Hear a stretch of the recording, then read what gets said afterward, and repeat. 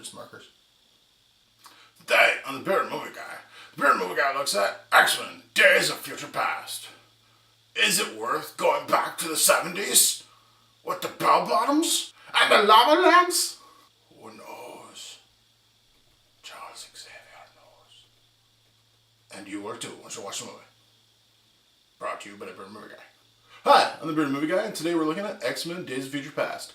Alright, I am a huge fan of X-Men. I had lots of comics when I was a kid. I followed the cartoon series. I had the really bad video game for the 8-bit Nintendo that looks like this. Yeah, it's terrible. But I had it because I love the X-Men. So, X-Men came out as films a while back, a couple of years ago, and it was awesome. They did X-Men, then they did X-Men 2, X-Men United, which was awesome. And then they did X-Men 3 and broke my freaking heart. Holy crap. I don't own that, and I won't let my daughters watch it. Thank God, they don't need to now. Because X-Men Days of Future Past fixed all that. Actually, technically, this isn't really too much of a spoiler, but it basically makes all the other movies not count. In a cool kind of sad kind of way. We'll get to that later. Alright, let's look at the plot of X-Men Days of Future Past. It's the future. And X-Men are getting killed left, right, and center. There's these things called Sentinels, which are giant robots that can adapt to whatever power each X-Men has and can then kill them with their own power or whatever they need to do. They kill them. They just shove a sharp, stick, pointy thing through their chest and kill them. And the mutants are dead. They're going to lose. And the planet's become a terrible place to live.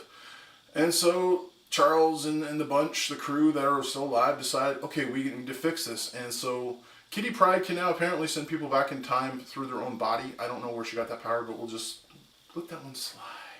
Like she does through a wall. Anyways, so she sends people back in time, but only into their same body. And so they decide to do this with Wolverine and try and fix things. It all focuses around one thing that happened in the 70s. So he has to go back to the 70s to fix everything. And then he goes back to the 70s and wakes up in his 70s body. And there's not much more I'm going to tell you than that. It's really cool. This marks the return of Bryan Singer. Bryan Singer directed X1 and X2, and then he left to do Superman Returns. And although Superman Returns isn't a great film, there's some cool stuff in it, but it's just the story just isn't what it should be. It kind of left everyone a bad taste in their mouth because then they got Brett Ratner doing X-Men 3, and X-Men 3 was such a terrible film, and I hate it in so many levels. And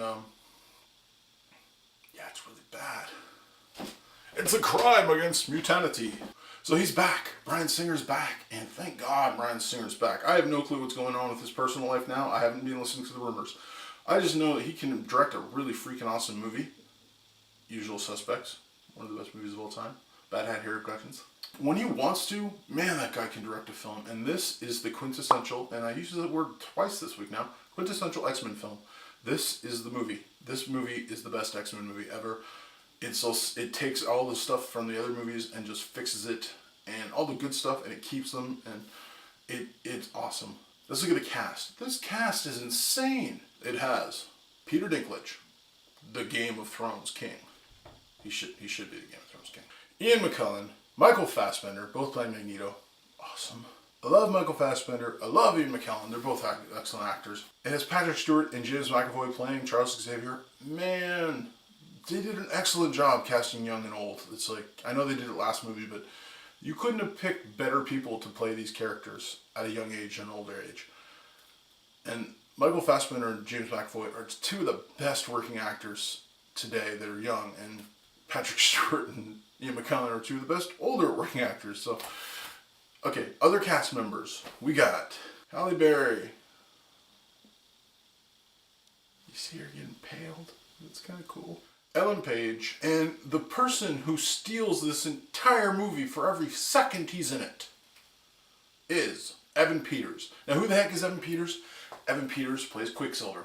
Now, it's so funny because I remember hearing people talk about how they could never do a Flash TV show properly or a movie because the Flash is boring. I like Quicksilver. He's an okay character. But he's the Flash, but not as cool. And the Flash can go faster than him. This showed what you could do with speed powers. And man, does he make it look so much like fun. He runs around the room and moves people's hands around and pushes bullets out of the way. And He literally steals the movie. Every second he's in it, it's just like the best part of the movie is him. And I never would have thought that. He looks terrible because he's from the 70s and everyone was like, oh, look at that crap, he looks awful. But he's from the 70s. It kind of looks like it would make sense almost. And plus he's like this punk kid who does whatever he wants. So the fact he's wearing all silver and it works for what it is, and he's really funny. He's got some of the best parts in the whole movie. The rest of the cast is also great. I'm not going to name everyone because I'm lazy. Let's start with the action. The action. Man, there's some insane fight scenes in this. There's just stuff, people being killed by Sentinels, and then later on, during the 70s, there's like fight scenes that are just awesome with a giant stadium being dropped on people and Sentinels being thrown all over the place. And Hank, the guy who plays Beast, just jumping all over. It was so funny seeing him and Wolverine scrap for a couple seconds because it's just like, you forget that this little blue ball of fur is awesome and he could really be physical when he wants to be. Blink is a super team player. Her power's awesome, but she uses it for the team more than for herself. And just, it works. My favorite X-Men is in this movie. Unfortunately, he doesn't do an awesome job. And not the actor's fine, but it's just, my favorite X-Men growing up was Colossus. Colossus is a big metal guy named Peter. If you don't know, my name is Peter. So as a kid, you really empathize with this guy. When you're a giant guy amongst your friends, and you're always the strong guy, and then there's an X-Men who's the strong guy but a nice guy, and he's named Peter. It just was like, oh, this is written for me. And his character's cool, but he just doesn't... I would have liked to have seen him at least wreck one Sentinel really badly, but he kind of gets his butt kicked a couple times. But he's still awesome. I just wish he did a bit more awesome stuff. I like the thing where they throw him up high and drop him on people. That was kind of cool. The score is awesome. The music's back from the original X-Men.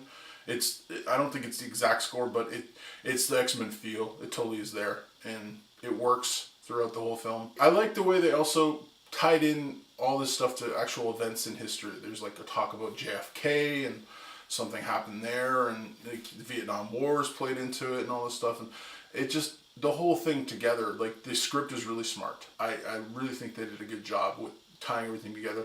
Wolverine is, again, one of the central characters, but he's not the main character. This is really the story of Raven, or Mystique, which I'll get to her in a second, and Charles Xavier and Magneto kind of thrown in there with like the three of them. It's their story. Wolverine just happens to be the kind of conduit that the story's told through.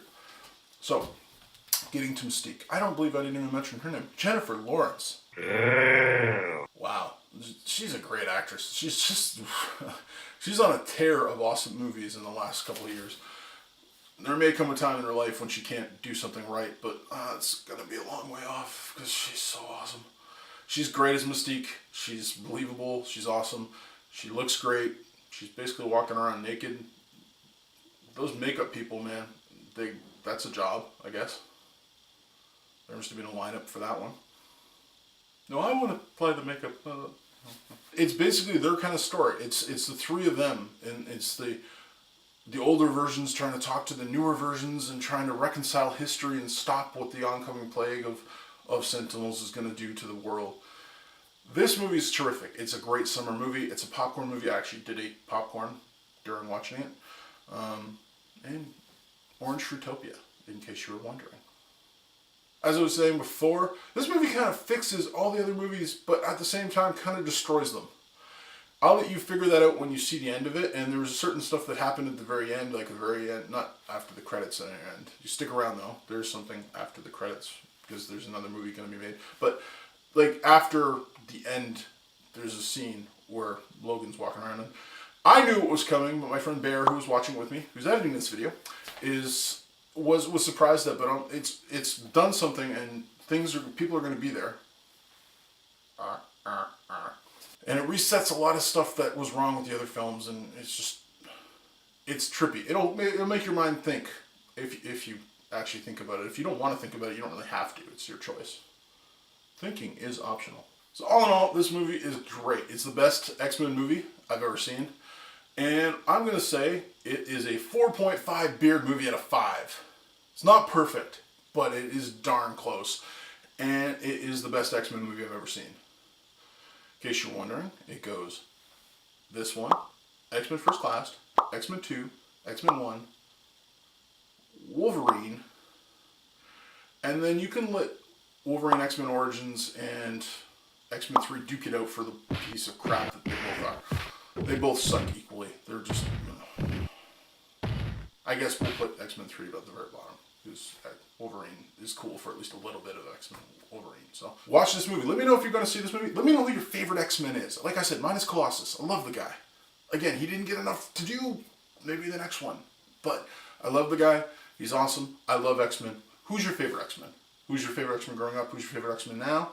Are you going to go see this movie? Are you going to go see this movie again? Because I'm probably going to see it again. I think I'm going to take my girls to see it. There is a bit of language in it, but it's overall, it's rated PG, which was cool. They kept a lot of the violence too. Like, there's not a lot of bloodshed. So it's watchable for family members unless they don't like action movies with mutants and Jennifer Lawrence and blue skin. But yeah, it's good for most people. So tell me what you think. Until next time, stay weird, everyone. You've been watching The Better Movie Guy. Are you gonna go see X-Men Days of Future Past? Don't make it too far into the future past, because then you'll be past your future, and you'll be like, oh, I missed it before it came out of the theater, and then you're gonna wait for it to come on DVD, or it's gonna be illegal to look at it. Never mind. So yeah, are you gonna go see the movie? Let us know on the Facebook, the Twitter, the YouTube, and all this stuff. And as always, YouTube safely.